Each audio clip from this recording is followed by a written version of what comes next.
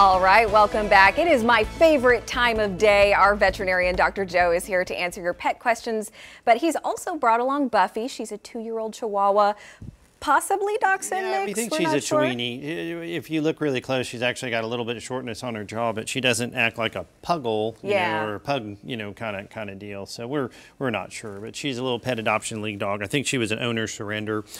Good little dog. In fact, I'm telling everybody up front, we actually have her with some of the puppies to kind of help train them a little bit, kind of imprint on them, because she's really pretty nice. She's a pretty calm little dog. So. Yeah, she's real sweet. I like her little snout with her little teeth. She's really cute.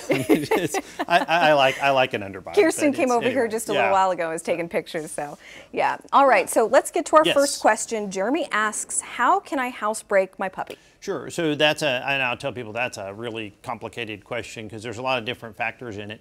And you can spend an hour on it, but really the big deal I'll tell people on potty training is consistency. Whatever you do, keep doing it the same way at the same kind of timing.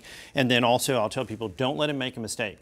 You put them on a leash with you, you keep them around you, you do whatever it is to not let them make a mistake, because the more times that they go in the right place outside really means that then they'll go, oh, this is where I go. If they make that mistake in the house, then they go, oh, well, I can go here too. And so you just want to try to just one place. So. Yeah. One place. My dog would do anything for a treat, so that's how we did it with him. Absolutely, and positive reinforcement. That's exactly right too. So once they do it, they go, oh wow, this is great. I get a treat too. So absolutely. Okay, so Rose asks, do you recommend the canine influenza vaccine? Yeah. So I'll tell people that there are kennels now that are going to require that, and it's kind of an extra precaution. The flu really hasn't hit Oklahoma, but it's getting close. And I'll tell people, luckily it's not as major as some of our flus.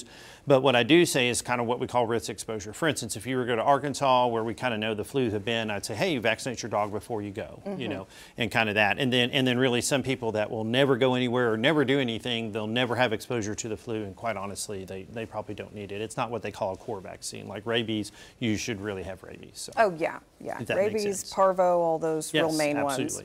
Okay, and Dylan asks, what can I do to stop my cat from scratching the furniture? Yeah, so I'll tell people, when we talk about behavioral disease, we talk about avoidance and then what we call redirection. So avoidance would be covering it with sheets or something wherever they want to scratch so that they can't do that.